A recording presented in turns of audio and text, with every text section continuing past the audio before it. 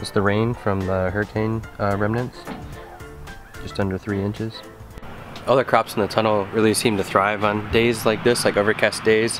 You would think it'd be different without the sun, but I think that when it's like, when there's no wind blowing through here, they can create their little microclimate and do exactly what they need to do. So leaves are constantly releasing water, and that is what helps the roots pull in water, is the leaves at the top of the plant releasing it. This is crazy. This is how bad the caterpillars have been this year. I think it's directly related to the soil constantly being wet from all the rain. It's easier for them to travel. Just kind of going around the farm today and doing some cultivating, getting things looking nice. They're coming for that documentary thing tomorrow. It's going to be about nutrition and diet and stuff. I think they're working with a nutritionist, so that's cool. I hope the nutritionist comes too so we can learn something. The sun's out. That's crazy. It's been like 3 days. Gonna come through and finish this. This was where the squash and buckwheat was. It just didn't really pan out that well, so I'm just gonna prep this and then do carrots in this half and beets on that half.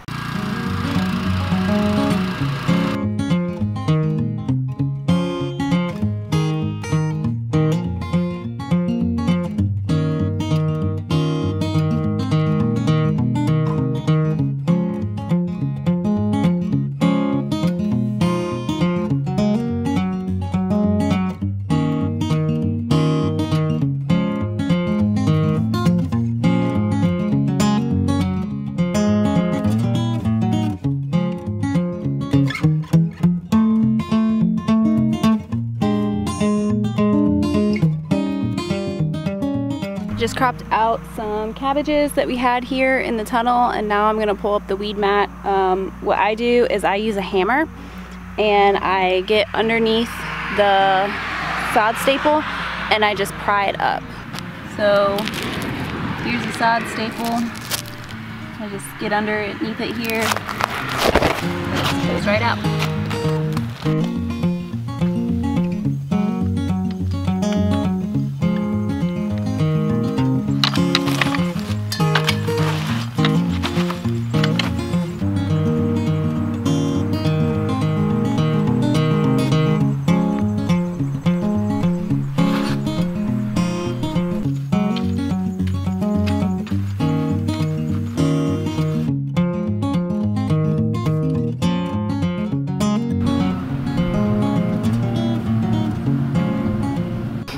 So Janie, Leela, Sandy, and Tori cropped out the peppers, and now we're planting it with budging onions. What you need, George? I'm gonna start doing the kohlrabi holes, and then we can... kohlrabi too? Yeah, kohlrabi and maybe fennel. Okay. Yeah.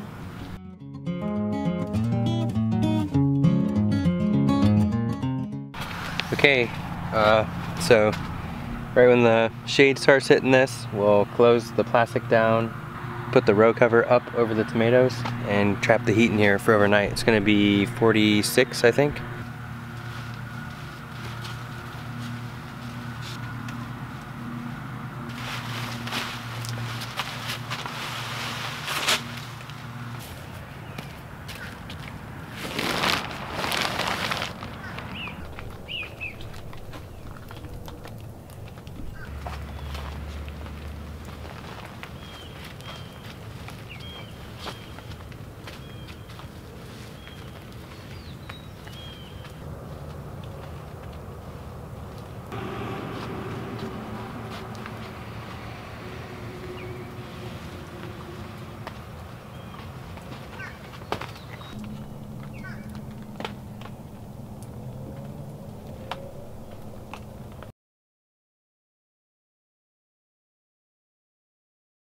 Alright guys, so the giveaway is, you guys remember John and Jake that came and visited this summer? Okay, this is John, friend from Findlay. I think I met you back at Nick's place in like 2009. Yeah. Jake started a channel, Hydroponics for Kids. They live in Northwest Ohio, and so growing over the winter is extremely difficult, and John got into hydroponics and taught Jake how to grow that way too. So they started a channel teaching. It's taught from Jake's perspective, so it's kids teaching kids. He wants to build his channel up, and they asked if we could help them get going, all that stuff. So it's actually really valuable for you guys. They're gonna offer a $100 gift certificate to Johnny's Seeds, this company, every Monday in October. So if you're watching this when I post it Sunday, it'll be tomorrow. And in order to qualify for that, you gotta go to the channel Hydroponics for Kids, subscribe to the channel Hydroponics for Kids, and then invite 3 people to subscribe to the channel Hydroponics for Kids.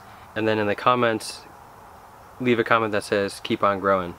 And so every Monday in October, they're gonna pick a winner, and that winner gets a $100 gift certificate to Johnny's, you know, to buy seeds, and a garden book of their choice. There's up to, I think there's 26 books to pick from, so that's pretty cool. And the last Monday of October, the winner gets the gift card, the book, and a tabletop hydroponic setup that they're gonna build.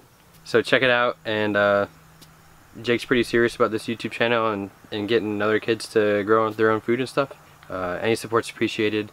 Yeah, they're good people doing good stuff, so there's really no downside in participating. And if you win, that's awesome.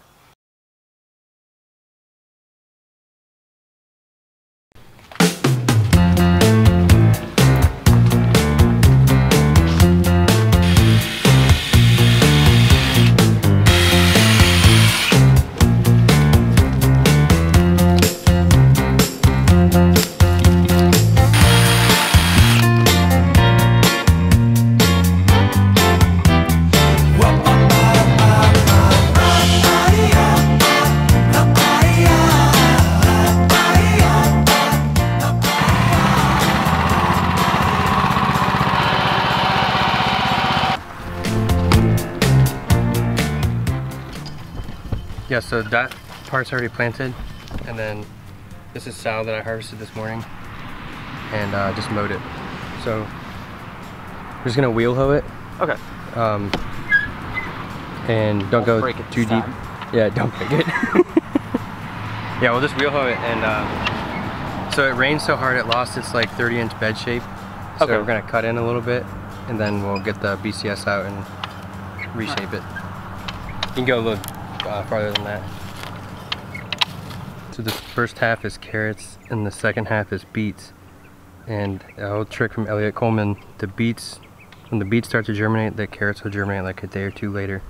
So we can check the beets and then know that we need to leave this on for another day or so. Yeah, there's 2 boxes.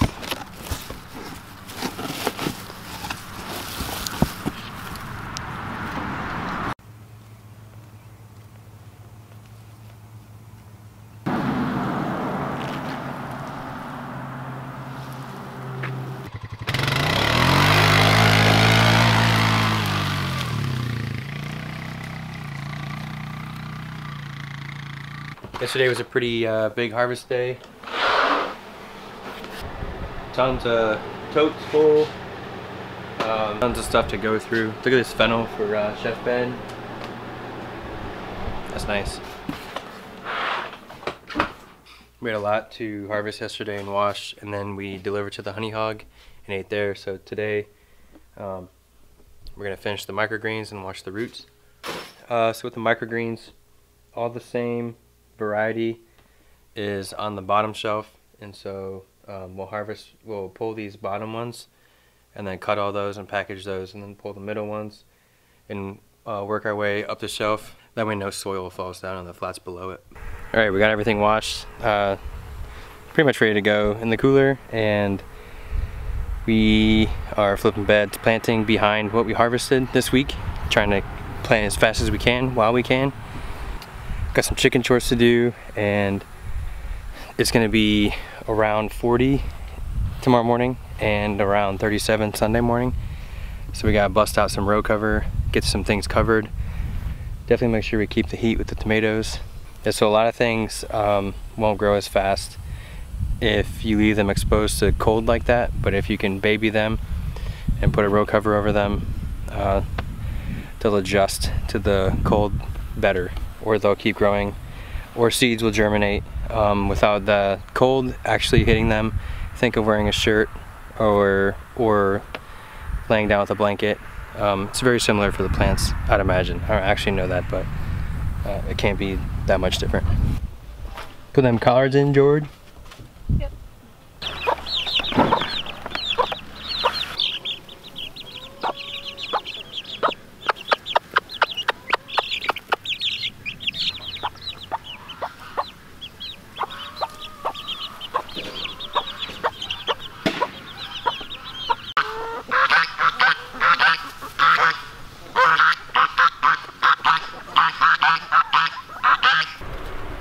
What you think of them carrots, Emma? They're pretty.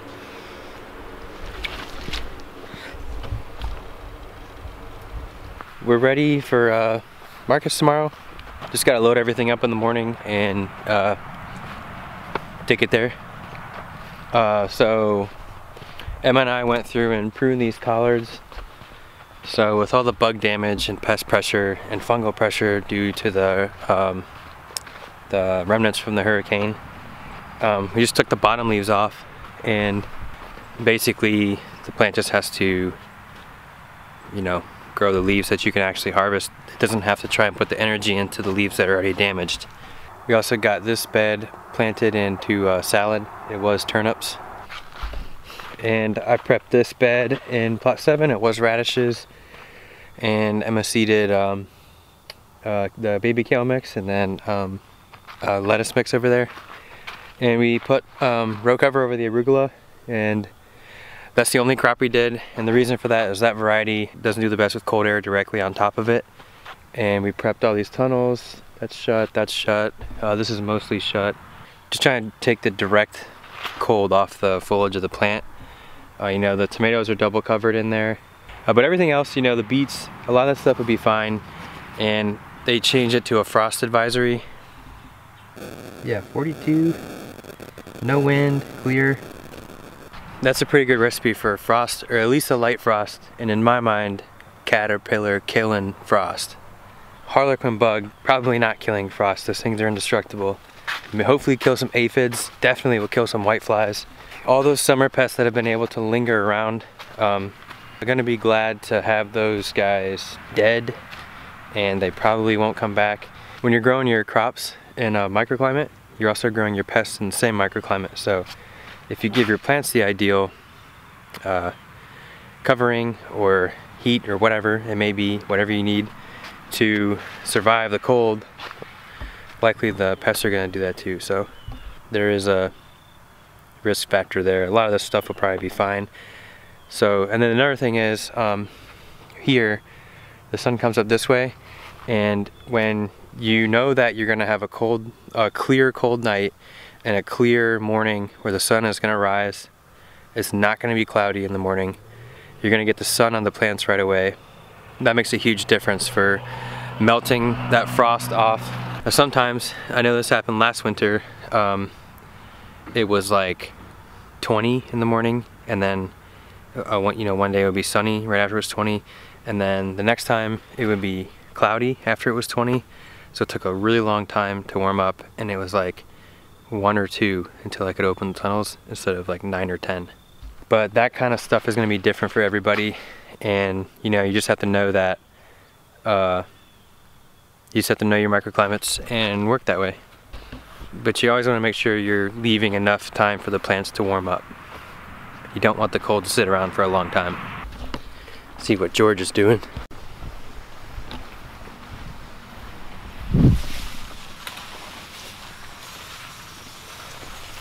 What's up? Oh, just water in the nursery. So our markets were pretty good yesterday. We took a lot and sold a lot, so that's good.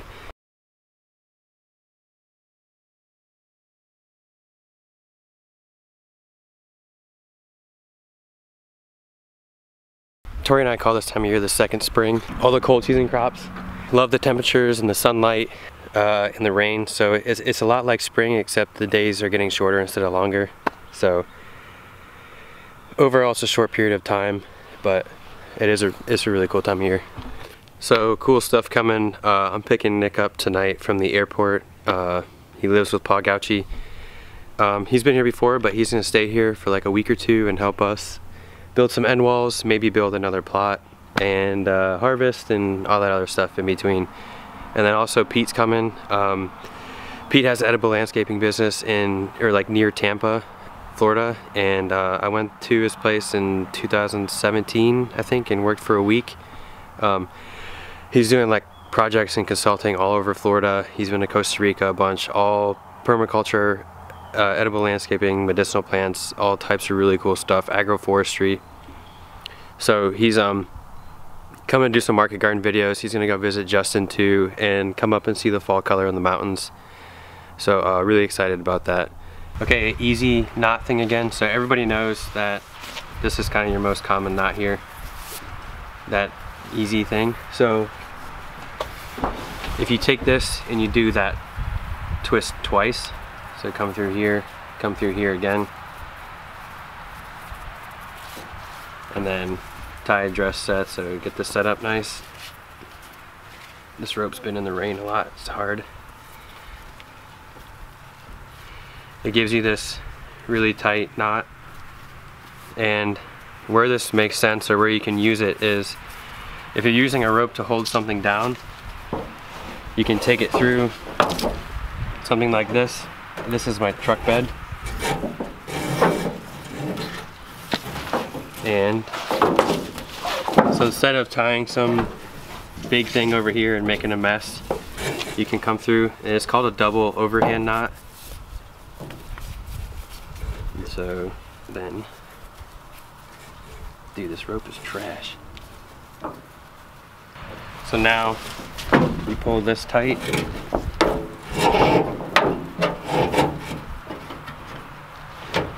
and it becomes something you can pull against. Now you take the rest of your rope and tie off your load or whatever, and then when you're done, you just untie it and pull it out. That's it. I need to find a better rope. That's what it should look like. This is a better rope. It's not as stiff. So just 2 loops here.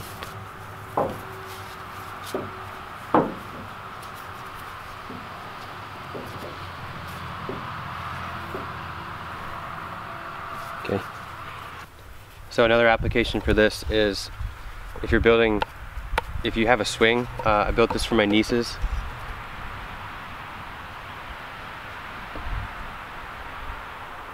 So I did it with 1 rope, but if you had 2 ropes, you could put this on your tree however you end up putting it on there, and then it would go through the hole, and then on the bottom of the hole you would tie that knot.